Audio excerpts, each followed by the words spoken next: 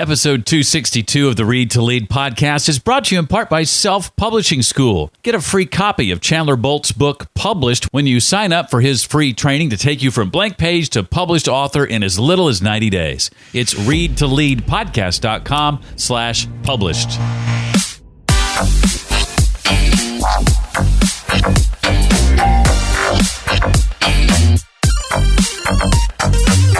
You know this, Jeff. Most people just want to be heard. They want to be listened to and they want to be appreciated. And when you ask them, tell me what you want me to know, it's about them. Hi, and welcome to the Read to Lead podcast. It is the podcast dedicated to your personal and professional growth.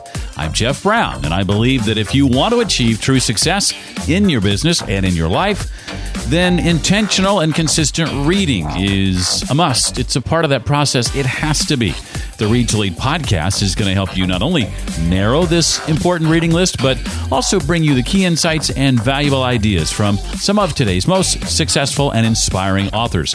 That author today is none other than Heather Hansen. Last week it was Kevin Cruz. This week it's Heather Hansen. I love these alliterative names. Her new book is called The Elegant Warrior: How to Win Life's Trials Without Losing Yourself. I'll ask Heather to share about the impact that complaining has on our lives, how to make a strong first impression, what we can learn from trial lawyers about advocating for ourselves, and much, much more. If you're not already, make sure you register now for my upcoming online conference called the Boss Free Virtual Summit.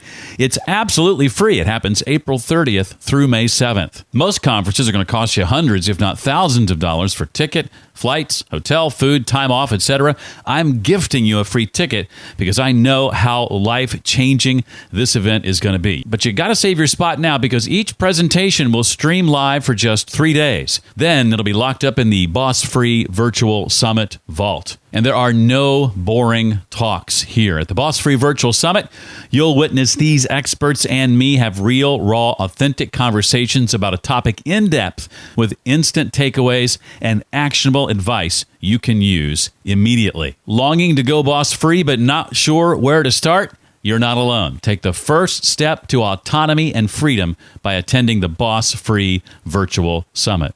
Already launched a side business but still waiting for it to free you from your job? Don't fret. The Boss Free Virtual Summit is designed to help you get there faster. Already left your day job but not yet experiencing the level of success you'd hoped? Don't throw in the towel. Let us help you level up. The Boss Free Virtual Summit will help you do just that. Find out more at bossfreesummit.com. That's bossfreesummit.com. Heather Hansen is a trial lawyer. She has defended medical malpractice cases for over 20 years, was recently inducted into the American College of Trial Lawyers, and is consistently named one of the top female attorneys in the state of Pennsylvania. She works as a communications consultant, combining her courtroom experience with her psychology degree and her training as a mediator to help her clients ask better questions, master objections, and use credible persuasion to succeed. She has appeared on CNN, NBC, the Fox News Channel, and Good Day Philadelphia, and is the host of the Elegant Warrior podcast. Her new book is called The Elegant Warrior: How to Win Life's Trials Without Losing Yourself. And today she officially goes from being Read to Lead listener to Read to Lead guest. Welcome officially, Heather, to the Read to Lead podcast. Thank you so much. I am thrilled to be here. Well, I'm thrilled to have you. And my goal today, among other things, is to get through this without coughing and hacking as I'm getting over a cold, as you may be able to tell. Well, I thought I would start by, before I jump into questions, by having you share a bit about why you chose to structure the book as you did. Talk a bit about how it's structured for those who haven't yet read it. So I have 20 years of experience in the courtroom and trying civil cases, mainly medical malpractice defense cases, so representing doctors and hospitals when they're sued. And the book follows the structure of a lawsuit. So lawsuits start with complaints, then we ask questions, we engage in discovery, and then step by step we get to trial. And then once at trial, we advocate, we object, we overcome objections, we decide when we're going to look for objections and when we're not, and we talk about settlement. So for me, it was so natural, Jeff, because this has been my life for so long. And these are the steps that we take. The foundation works its way up. And the book flowed a lot more easily for me because of that. Well, at the beginning of the book, Heather includes a bit of research about the effect that complaining has on our brains. I was having a bit of a laugh about this with my wife last night as I read that portion of the book to her. And the effects, I guess, are to the hippocampus and adversely impacting learning and memory. And as I read it out loud to her, I asked her who it made her think of, and we were thinking of the same person, actually. That's a good sign that that person might have some of the negative effects of complaining working. Well, as a young woman still in college, what valuable lesson did you learn, Heather, about the impact that complaining can have on our lives? Well, I was 100 pounds overweight when I went to college, and there were things about that made me less happy than I could have been. I didn't date as much as I wanted to. I couldn't always wear the clothes that I wanted to. I didn't always feel the way I wanted to in my body. And I realized that complaining about any of those things wasn't going to get me anywhere, that it was action, movement, that actually would change things and give me fewer reasons to complain. And that also carried on into my practice when I saw that when we were served with complaints at the beginning of a lawsuit, that was only the beginning. I often say that complaints are a call to action. For me in college, it was a call to action to take better care of myself, work out more, and eat a little bit more healthy. But any complaint, whether it's in business or in your personal life, can be a call to action and to move. I want you to talk a bit about one of your, dare I say, favorite judges. Is it okay to call her that? Absolutely. And I hope I'm pronouncing it. Rosemarie Aquilina, is that correct? Yes. Judge Aquilina. What did you learn from her about asking better questions? I always say that if the readers or the audience only takes one thing away from the book or this interview, this is what I hope that they take. Judge Aquilina was the judge. I didn't know her, but I'm an anchor at the Law and Crime Network. And so we stream trials, and we streamed the hearings against Larry Nassar, who was the U.S. gymnastics doctor who violated so many women. Judge Aquilina was the judge. And at the beginning, Jeff, about 50 women planned to come forward and tell their story, and the majority of those women didn't plan to give their names. By the end of the hearing, over 180 women came forward, and the majority of them used their names. And I think that is in large part due to the question, really a request, that Judge Aquilina asked of each one of those women when they came forward. She didn't say, "Tell me what happened." She didn't say, "What happened to you?" She didn't say, "Tell me what went on." She said, "Tell me what you want me to know." That question puts so much power in the person you are asking that question of or giving that request to. And I think it opened up so many doors for those women to tell their stories the way they wanted to tell them, and allowed for Judge Aquilina to hear what she needed to know in order to help those women. So I use that question now in business, at home, with friends, with family, and I think that it is a question that if you start to use it, your life can change. And sometimes with witnesses on the other side. For sure. It's funny. If you use it with someone who is adversarial to you, oftentimes it can change the relationship. It brings down walls, because all of a sudden, you know this, Jeff, most people just want to be heard. They want to be listened to and they want to be appreciated. And when you ask them, "Tell me what you want me to know," it's about them. And all of a sudden they get to say their piece. And oftentimes, many, many lawsuits are filed because people want to feel heard. So if you can start the relationship that way, it may be more likely to resolve. And if it doesn't resolve, at least the person can get something out of it other than a monetary reward. Well, Chapter 6 speaks to the importance of surrounding yourself with mentors. How have you navigated that journey, Heather? Have you ever had someone say no to your request that you mentor them? It cracks me up because, this is a sad but true thing. I've never asked. It's so funny now because so many young attorneys come up to me, whether it's in the courtroom or in the classroom. I do some teaching as well. And they'll say to me, can you mentor me? Can I be your mentee? And I never say no. And I love the question. But I think that, the next chapter after the mentor chapter is about asking and being willing to ask. And I think that for me, I'm in 46 years old, so I didn't feel comfortable asking. What I did instead, Jeff, is I just sort of kept showing up. I love it. So I don't know if I gave people a choice but to mentor me. But I do think that I can learn from, the studies, and I cite this study in the book, there are studies that show that the younger generation of women are much better at asking for things. And I think I can learn from that because as I go into different endeavors, as I go into book marketing and doing the podcast and doing some television, I think it's important that I do ask people, can you guide me? Can you lead me? Can you mentor me? But it's something that I wasn't good at when I was younger. Well, connected to that, share with me this goal of collecting the yeses that you talk about in the book. What does that mean? Well, it does feed right off of our last conversation because it's important to ask. And I was never very good at asking, but I always did sort of put myself in that position. So, for example, as a young attorney, depending on what kind of law you practice, it's really hard to get your first opportunity to try a case. It's sort of like doctors. Like, who wants a doctor who's operating on them to be his first time, right? And it's the same for lawyers. And so to get those yeses, to get those opportunities, you have to really put yourself in a position where you're prepared for it and you're ready, and then to collect them and to honor them and treasure them, because each yes is a step towards where you want to be. And I think the last part of this, and probably the most important, is to share the yeses, to give younger people opportunities, maybe before you think they're completely ready, because without those yeses, we are never going to be ready. It's sort of like any other collection. You have to build it up for it to be of value. Well, I would imagine, Heather, that somebody in your line of work probably tends to work long hours. What have you come to appreciate about getting the proper rest?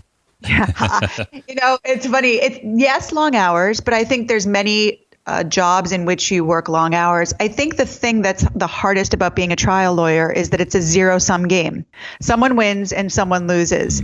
And the only things I can compare to that are sports, professional sports or sports, and politics, where someone publicly loses and someone publicly wins. And because of that, it can be difficult to rest, because you're concerned that your opponent is not resting. And so you want to always be more prepared. But my mentor had been a DEA agent before he became a lawyer, and he approached every trial like it was a sting operation. We didn't eat, we didn't sleep, we lived off of M&Ms and Diet Cokes. And then one day on a very high stress, long trial, the trial had ended, the jury was deliberating, and I came into the courtroom, and my mentor was in the courtroom alone, and his eyes were red and teary, and he was clearly in pain. And I asked him what happened, and he told me that he was having chest pains. And I begged him to go to the hospital, Jeff, and he wouldn't. I ran to the hallway and got a tip staff, and ultimately the tip staff is the court officer. The court officer got him to the hospital, and he had had a heart attack. Wow. And that taught me the biggest lesson of my career, which is that it is imperative that you rest. I used to think that if I wasn't totally spent and if I wasn't totally exhausted, that I wasn't working hard enough. And that's just not true. And it doesn't serve you or your client if you're not at your physical best, your mental best. I find now I'm an early riser. So when I'm on trial, I'll oftentimes crash at like 7:30 in the evening, but then get up at 2:30 in the morning and get ready for another day of cross-examination and objections. But without that rest, I'm not as good. I think you're trying to send a message to the guy who's not 100% while conducting an interview. Jeff, when we're done here, I command you to take a nap. I will. I certainly will. Well, later on after this is over and I'm taking a nap, I want you to head on over to readtoleadpodcast.com/published. And I especially want you to do that if you've ever had the desire to write and publish your own book. You probably know that's a pretty difficult thing to do. And if you want to write one that makes money and gets read by real people, not just your friends and your family, it can feel nearly impossible. But that's really only true if you don't have a proven system that you can follow. And that's where my friend Chandler Bolt comes in. He's the founder of Self-Publishing School, which is an online education company dedicated to just one thing: helping people like you get your book idea out of your head and onto paper as quickly as you can, and then getting your book published and into the hands of as many readers as you can.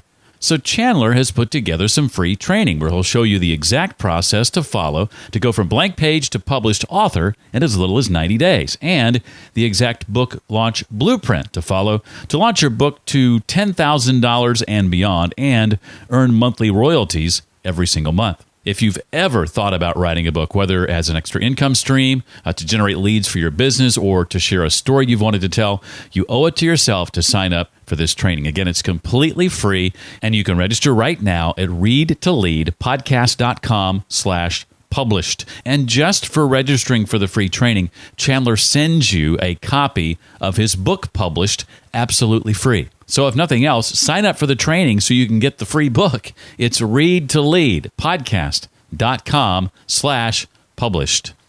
Well, Heather places a lot of importance on making a strong first impression. Heather, what are some things to think about from a communication standpoint to increase our success in that area? In the law, especially at trial, we make a big deal about openings and closings. And there's a reason for that. In psychology, we know the primacy and recency issues, that the first thing you hear and the last thing you hear are the things that you most remember. So it's important to take advantage of that. And the other thing that I talk about in the book around this is the way that you communicate. So one of the things that I talk about is the curse of knowledge. And I'm going to play a little game with you here, Jeff, if you'll allow me, and ask you, what is it that I'm humming? I do not know. Okay. So that is really frustrating for me, the hummer, because I'm humming into a microphone and I'm feeling awkward and I know that you don't know it. And I know the song. The song was We Are the Champions by Queen. Oh, okay. But the reason it's so frustrating is because I know the song. I have the curse of knowledge. It's very hard for me to imagine what it's like not to know the song. At the same way, the doctors who I represent, they know medicine. And it's almost impossible for them to not know what they know. So no matter what you do, you, Jeff, know podcasting. You know the microphone, you know the wires that you need, you know the environment that you need. And it's hard to remember what it's like not to know that. We all have the curse of knowledge in some aspect of our lives. And when you're communicating with someone, you really want to try to put yourself in their shoes and to overcome that curse of knowledge so that you can talk to them on their level instead of on yours. I might have had a better shot if you'd hummed maybe Bohemian Rhapsody or something like that. Yeah, it's... Believe me, I do that a lot in my keynotes. I do, and most of the time people don't get it. So it's a perfect example. There's a study at Stanford where they did a similar experiment and found that most of the time people don't get it. And most of the time the hummer, and in the study it was a pencil tapper, gets frustrated because they're like, what the heck? Why don't you know? Well, what has your trial lawyer experience taught you about the importance of nonverbal communication? It is the most important. So there's studies that show, and I believe that this study is quoted in the book as well. There's studies that show that if there is a difference between what someone is telling you and what their body language and tone is telling you, you are actually better off believing their body language and tone. We communicate, and the statistics on this differ, and people argue about this, but what I can say with certainty is that we communicate a whole lot with our bodies. There are two books. I know that your audience is filled with readers. So there's two books that I can highly recommend on body language. One is What Every Body is Saying by Joe Navarro. He was an FBI questioner, and he talks about the body language issues that they would watch for when they were doing questioning. And the other is Captivate by Vanessa Van Edwards. And both of these books have taught me a lot, not only for witnesses who are on the stand, whether they're my witnesses or opposing witnesses, but also in jury selection.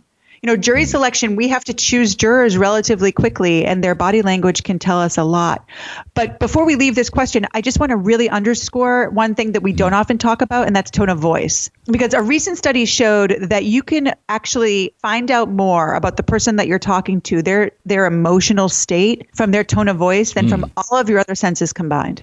There was a story you share in the book that really fascinated me when a witness for the defense answered a question in a way that you weren't expecting, and your mentor kept his cool, but you talked about how if the jury had been looking at you and your body language in that moment, they would have gotten a very different picture. No doubt about it. I was young and was expecting everything to go according to plan, and when it didn't, I'm sure that I grimaced and tightened and maybe even shook my head. It's one of the things that I do remind my clients is that they are always on stage. And their body language is very important. That Joe Navarro book talks a lot about criminal trials and how studies show that if a criminal defendant's hands are on the desk, the jury tends to trust them more because our survival instincts kick in, and we believe that if someone's hands are hidden, they could be holding a weapon. So there's a lot to learn from that in any aspect. If you're in a business negotiation, remember that if your hands are on the table, the people on the other side of that table might be more likely to trust you. You talked a bit earlier about Judge Aquilina's question and how it helped enable victims to come out with their stories and do that confidently. What can trial lawyers teach us about advocating for ourselves? What have you learned there? This is such a big issue for me because we're not taught how to advocate for ourselves. Even myself as a trial lawyer, I am very good at what I do. I am really good at advocating for others, and women especially tend to be better at advocating for others than they are for themselves. I have a harder time in my personal life at negotiating, at standing up for myself, at setting boundaries and using my voice. But, I have recently been doing a bit of television on all of these molestation cases that are coming out right now. And one thing I know for sure is that we need to start setting better examples for our children on how we advocate for themselves, and then also teaching them how to do so. Using your voice, setting boundaries and holding to them, learning how to object and how to do so effectively. These are lessons that we need to use every day of our lives.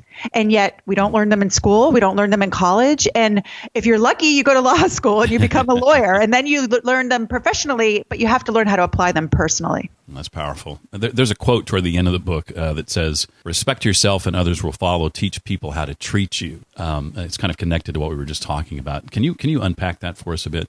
I have a perfect example. One of my best friends is also a lawyer, and she called me the other day because the opposing counsel was screaming at her because she had produced something later than he expected it. And that happens. We do our best to get things in on the day that they're due, but our clients sometimes are busy, whatever. He was very upset and was not the least bit respectful about it. And about a week later, he was late with something. And rather than screaming and yelling and doing the same thing that he did, she treated him with respect. She treated him the way that she would have liked to have been treated. And he then came and apologized to her for the way that he had treated her.